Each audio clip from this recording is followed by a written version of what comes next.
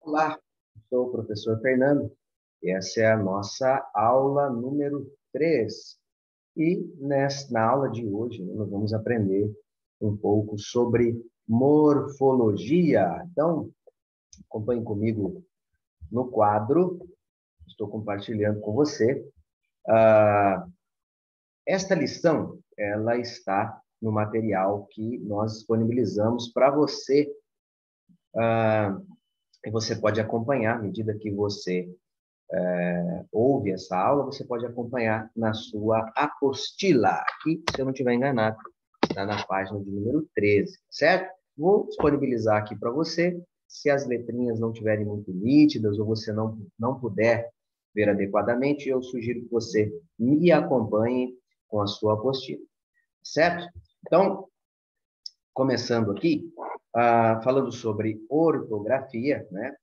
Nós precisamos compreender, né, e lembrar aqui um pouquinho lá das aulas de português, né, o que são substantivos e o que são verbos, né? Estas duas formas de palavra aqui são importantes para que a gente possa entender o sentido da frase, certo?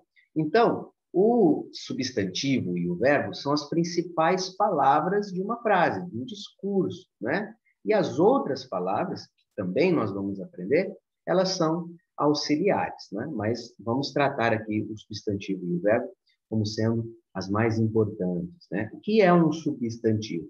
Substantivo exprime substância, ela dá nome aos seres, aos lugares, às coisas, né? Então, o substantivo é aquilo que dá nome, né? E o verbo, ele tem o sentido de ação, ele exprime ação em uma frase, em um discurso, né? Então, vamos ver um exemplo de palavrinhas aqui no grego, né? Então, nós temos, por exemplo, a palavra antropos, né? Que conforme nós vimos já, ela significa homem.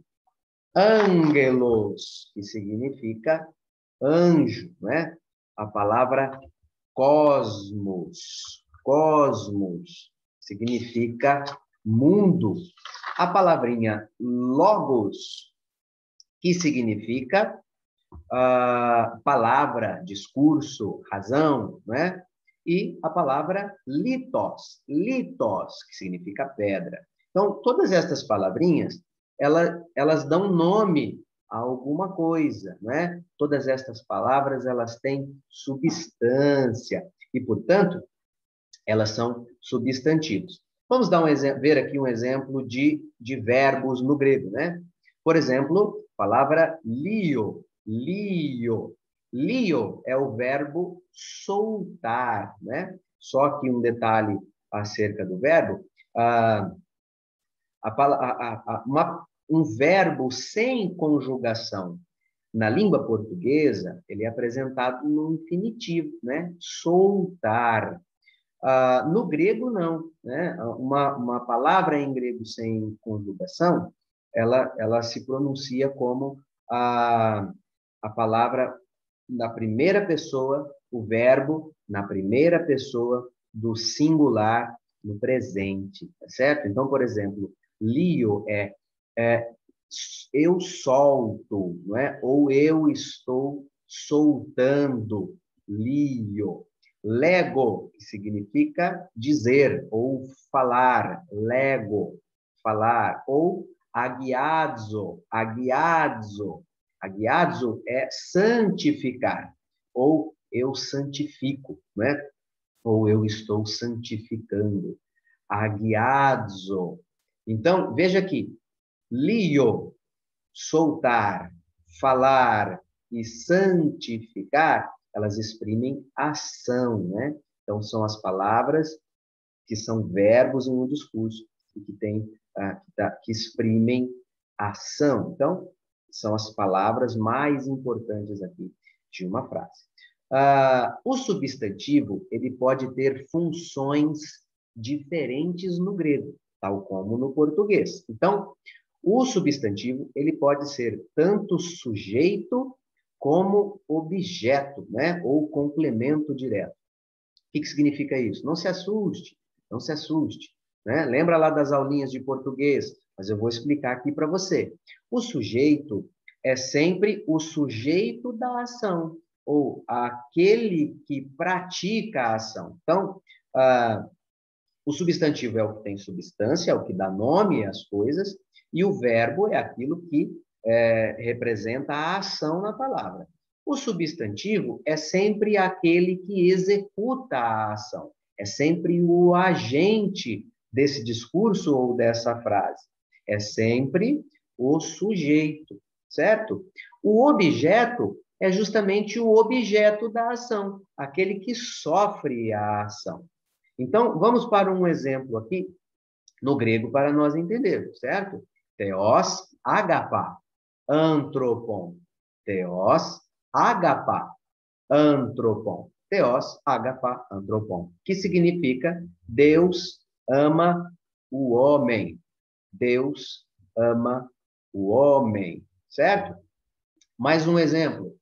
Antropos, agapá, theon.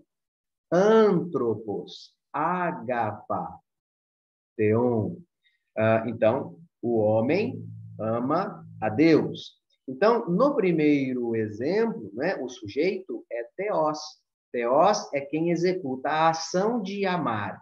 E o homem é o objeto do amor de Deus. É aquele que é amado por Deus, certo? Na língua portuguesa, né, a ordem das palavras é quem indica quem é sujeito e quem é objeto, certo? Então, o sujeito, ele sempre vem no início da frase em português, exceto quando o verbo estiver na voz passiva. Mas isso é uma outra coisa, tá? E aí o grego também vai ter o verbo na voz passiva, que nós vamos aprender mais adiante. Mas, via de regra, né, o sujeito é sempre aquele que executa a ação, portanto, em português, a ordem das palavras importa para que nós entendamos quem é o sujeito e quem é o objeto. Não é assim em grego. Na lição anterior, na lição passada, nós vimos um exemplo disso, né? De palavras, a mesma palavra, que executam funções diferentes numa frase, quer seja tendo a função de sujeito, quer seja tendo a função de objeto, e elas possuem terminações que são diferentes, né? Isso em grego é chamado de desinência. Desinência é a terminação da palavra que indica a sua função. Então vamos observar a frase que nós lemos. Theos, agapa, antropon. Então, Deus ama o homem. Nós observamos aqui que Theos, ele tem a desinência com o ômicron e o sigma, que forma, então, essa desinência que indica o sujeito.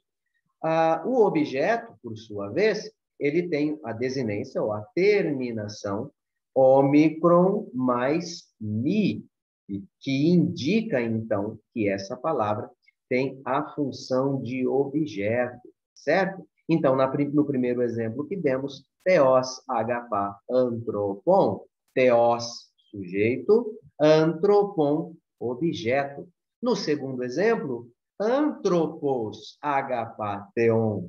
Então, antropos aqui, sujeito, e theon é objeto. Theos, sujeito, theon, objeto. Antropos, sujeito, antropon, objeto. Então, a terminação aqui, né, esse finalzinho da frase, essa desinência é que vai indicar a função deste substantivo na frase, no discurso, indicando se ele é sujeito ou se ele é objeto. Vamos lá? O grego não utiliza a ordem das palavras na formação da frase como no português. Acabamos de falar sobre isso. E pode invertê-las. Por exemplo, sujeito, predicado, complementos e acessórios. Em português, ficaria assim: Deus ama o mundo. Se nós invertermos a palavra Deus e mundo, né, por exemplo, ficaria o mundo ama Deus. Então, a ordem na formação da frase aqui vai indicar quem é sujeito e quem é o objeto. No grego, não funciona assim. Então, a gente pode escrever com ordens diferentes da palavra e manter o sentido quando nós observamos as terminações. Então, por exemplo, theos, agapa, ton, cosmon. Theos, agapa, ton, cosmon. Então, Deus ama o mundo. Deus ama o mundo, certo? Neste caso, theos é o sujeito. E o complemento direto, ton, cosmon. Ton, cosmon. Se nós invertermos, então, a frase, ton, cosmon, agapa, ho, theos. Ton, cosmon, agapa, ho, theos. Então, veja que as terminações, elas manteram nas palavras do exemplo de cima. Então, mesmo invertendo a ordem aqui, colocando ton, cosmon, ou o mundo no início da frase, o sentido dela é o mesmo. Deus ama o mundo. Por quê?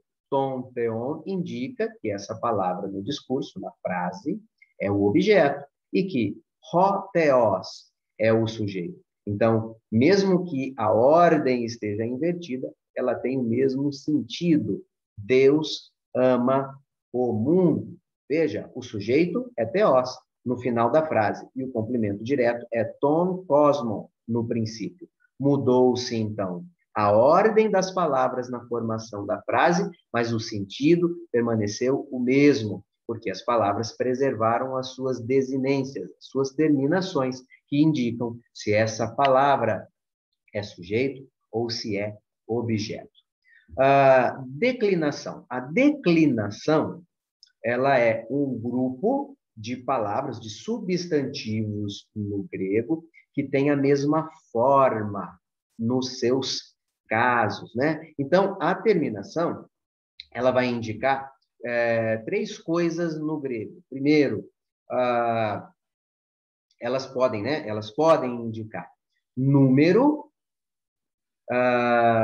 elas podem indicar se estas palavras elas são masculinas ou femininas, ou seja, número se é plural ou substantivo, se essa palavra é masculina ou feminina, e os seus casos também, né? Os seus casos é a função deste objeto, né? Desta palavra lá na frase. Nós vamos ver isso mais adiante, certo? Então, o caso indica a função, como nós vimos.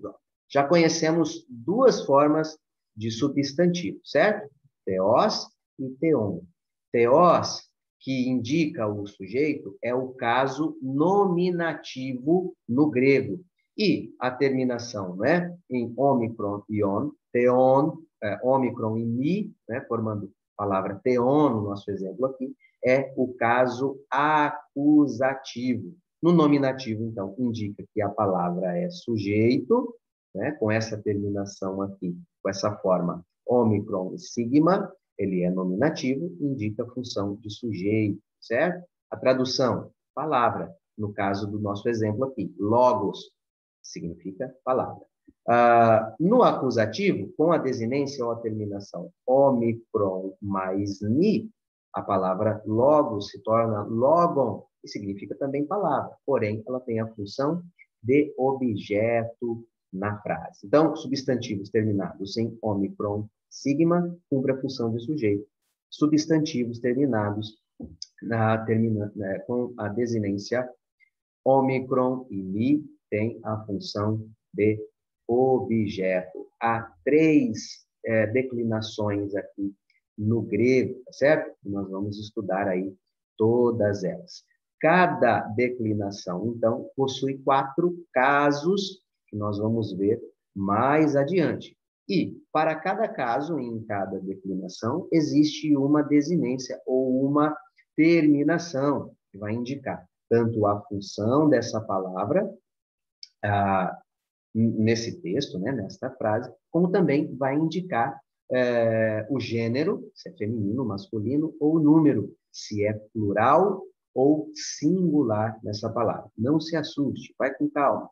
Reveja essa aula novamente se for necessário e faça os exercícios para que você entenda aqui e conheça e absorva bem como que funciona estas duas terminações que nós já aprendemos. Certo? Prosseguindo, então, aqui, adquirindo um pouco de vocabulário também, certo?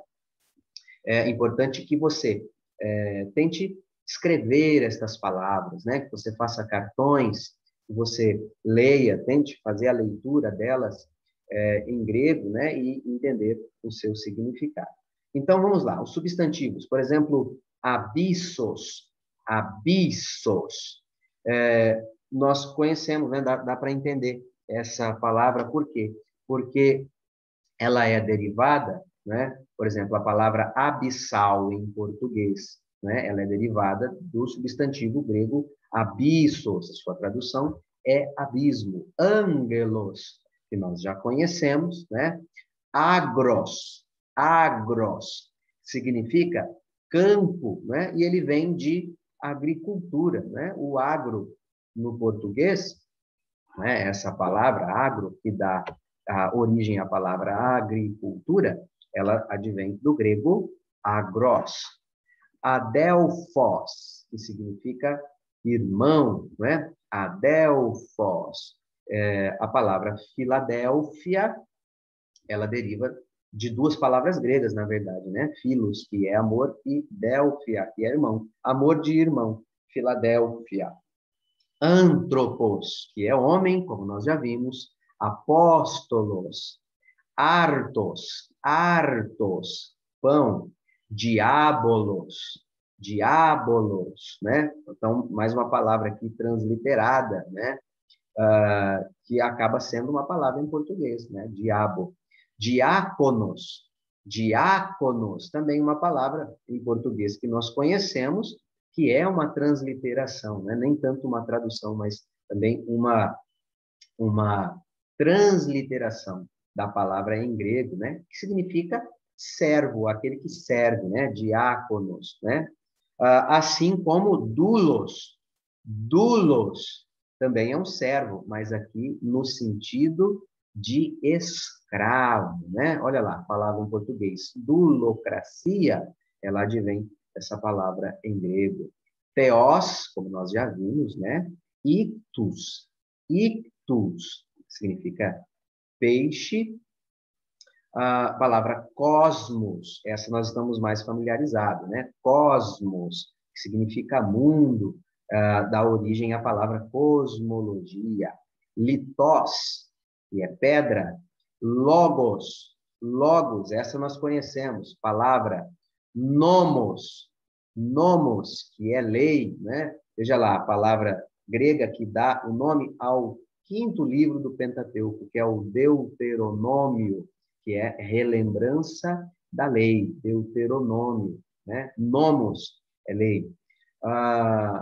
Pótamos, pótamos, por exemplo, a palavra Mesopotâmia, né? Meso é meio, então a Mesopotâmia é a terra entre rios, e essa palavra potamos significa rio, né? Assim também com a palavra hipopótamo, hipopótamo, né? É um animal que se submerge no rio. Presbíteros, que a sua tradução ela significa ancião, né? Mas que nós também já aportuguesamos esta palavra, presbítero, né? E assim nós transliteramos as nossas traduções. Christos, Christos, que também é uma transliteração, não é? De uma palavra, o grego, né? O equivalente grego é uma palavra hebraica que é ungido, né? Mas sempre que aparece nas nossas traduções, né? Pelo menos as mais comuns, Christos nunca é traduzido como o ungido, mas sempre como o Cristo. Né? Por quê? Como o exemplo lá de apóstolos que demos numa aula passada. Ele adquire, então, um significado do título de uma pessoa, no caso, o título de Cristo, ungido. Né? E salmos, salmos, que é a transliteração e a tradução da palavra em português, que é Salmos, né? Que é um livro de cânticos. Por exemplo, Saltério. Saltério é um inário, é um livro de cânticos. E advém da palavra grega Salmos, que no português, né, perdeu esse som de P, né? E nós pronunciamos apenas Salmos. Falando um pouquinho, citamos aqui alguns substantivos, é importante que você adquira esses substantivos para que você avance aqui no seu estudo, e mais adiante nós vamos mostrar para você como é que você usa um léxico, né? Mais adiante aqui nós vamos apresentar para você. Os verbos, então, o verbo agapau, e conjugado, então, na terceira pessoa do singular, agapá, como nós vimos lá no exemplo que demos, né? Theos, agapá, antropon. Então, é ama na terceira pessoa. Ele ama, agapá. O verbo balo, balei, aqui conjugado na terceira pessoa, ele joga. Bletei, ele vê. Legei, ele solta. Legei. Liei, ele solta, né? Algumas partículas, então, alia, que significa mas, né? Que é enfático, de, que é e ou mas, cair, palavrinha que nós já vimos, que significa e também, nai, que é sim, nai, e a palavrinha não em português, que é uk, ou u. Esta variação da palavra depende da palavra seguinte, né? Então, dependendo do fonema da palavra seguinte, essa palavrinha não aqui, ela vai ter uma terminação diferente por causa da fonética. Então, tanto u, como ux, ela significa não no grego, certo? E aí, nós terminamos aqui mais uma aula e eu espero encontrar você na nossa próxima lição. Espero que você esteja apreciando o estudo do grego. É uma língua fascinante, não é? É um desafio para todos nós o aprendizado do grego, mas eu acredito que será prazeroso para você poder pegar um texto, né, em grego e tentar buscar entender o que está escrito ali, né, e o que isso significa, certo? Então, não desista, não desanime, né? Esteja motivado, então, porque vale muito a pena ter esse aprendizado. É muito importante para o estudante de teologia ter o conhecimento, né, que nós estamos disponibilizando para você. Tudo muito básico, uma introdução ao grego, mas vai te ajudar a prosseguir no seu estudo das Escrituras, certo? Meu forte abraço a você e o meu desejo é que Deus o abençoe grandemente. A você, sua casa, seu ministério e a sua família. Fique com Deus e em nome de Jesus, receba a paz do nosso Senhor aí. Certo? Até a próxima, se Deus quiser.